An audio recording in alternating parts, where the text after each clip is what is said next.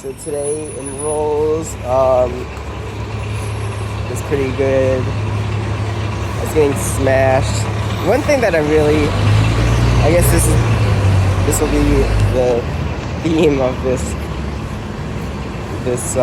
review, I guess, is that, well, in the first roll I did, I think it was the first one, this guy is like much stronger and bigger than me, and he was in control the whole time, but he wasn't actually accomplishing all that much. And then I don't remember, he was just like sort of like just squeezing me, and I'm not sure why, but I'm like resistant to that kind of submission. I don't even know if that is a real submission.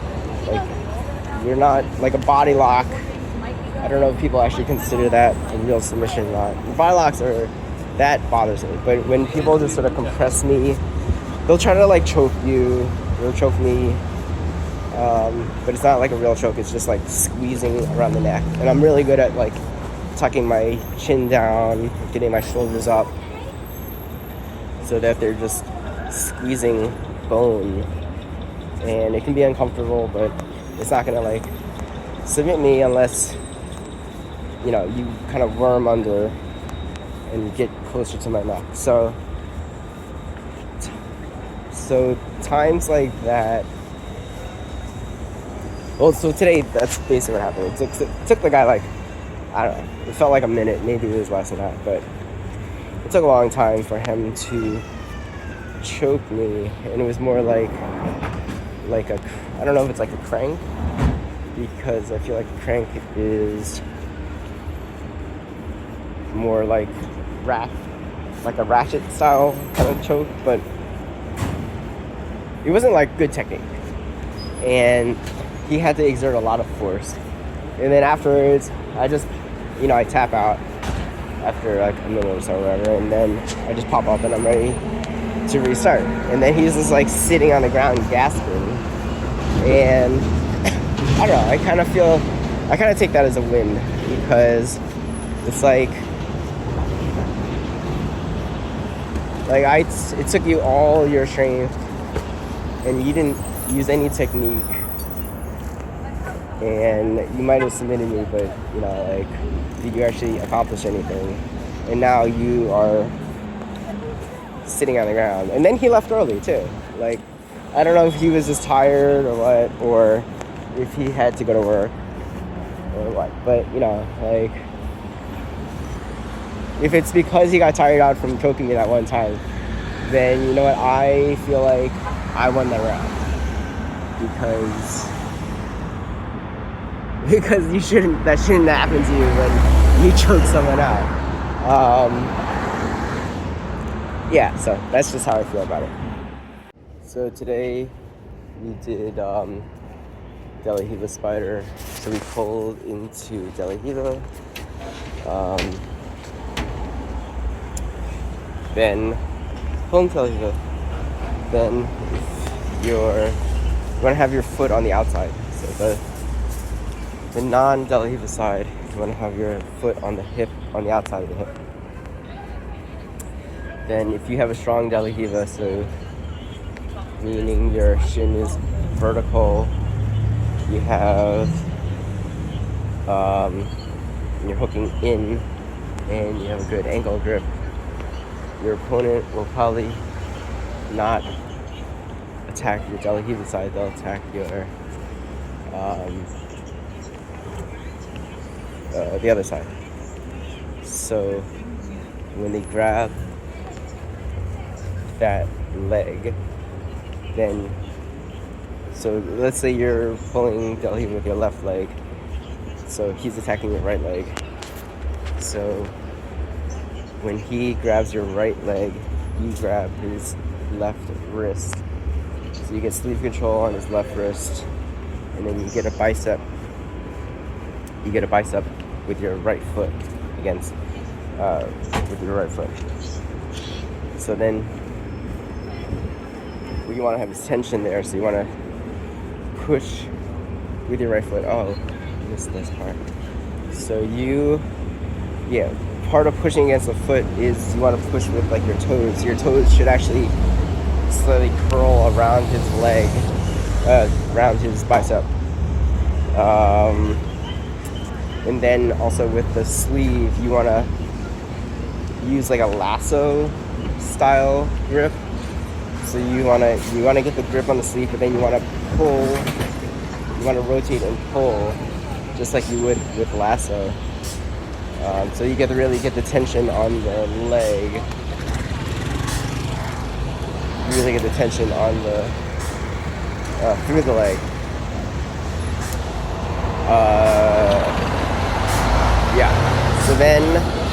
So if you leave the leg bent, if your leg is bent, then he can do like a leg drag or just like push it through.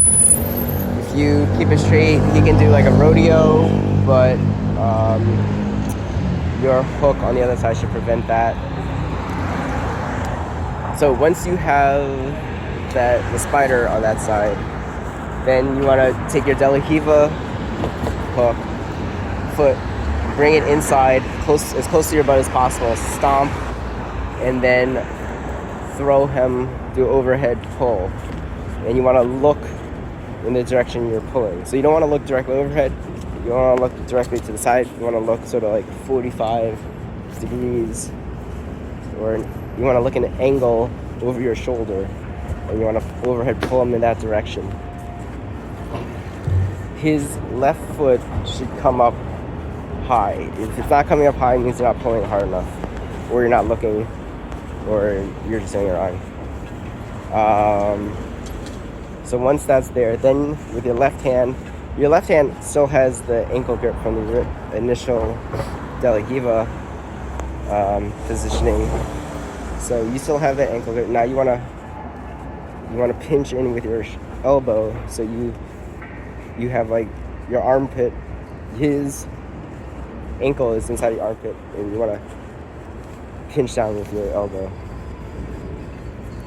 Then your left leg comes across inside to the front of his hip, sort of like X guard. I think it's like actually a form of X guard that you're in right now.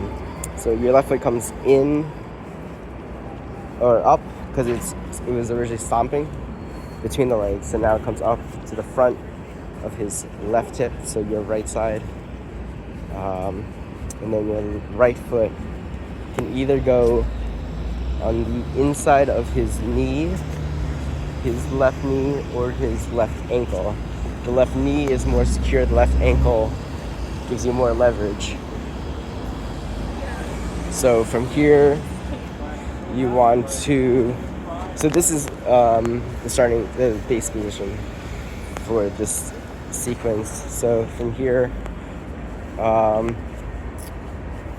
you want to sweep him backwards, because you have this, that, yeah.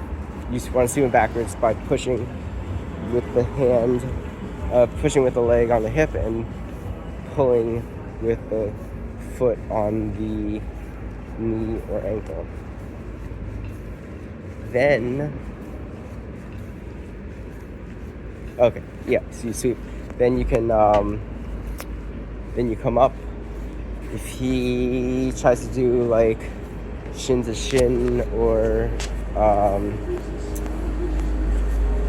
what guard is that? The guard that looks like shin to shin. Then you do like a loop choke. If he, sit-up guard. If he does sit-up guard, you can do a loop choke. If he does sit-up guard with the opposite arm, so if his left arm tries to go to your left leg, then you just step around to the back and go to the back, and then the leg that he tries to grab is gonna be able to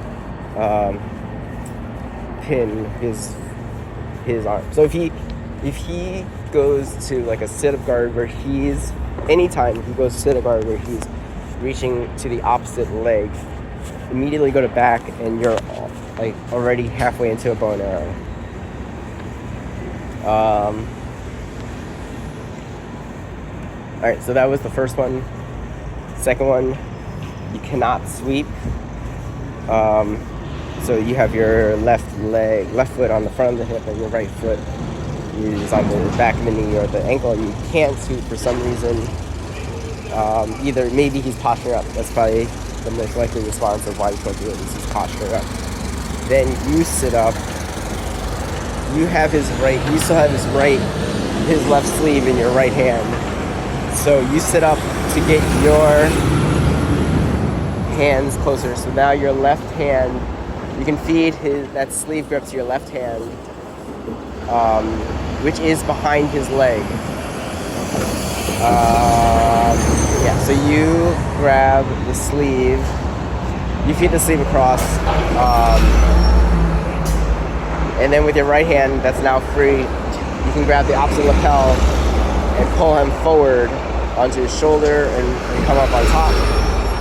And then the third variation is he steps back when your left foot is on the front of the hip and your right foot is behind the knee, or more likely behind the ankle. If it's behind the knee, he probably wouldn't be able to do this. So either way, with his left foot, he keeps stepping back so you can't hook it. He steps all the way around and then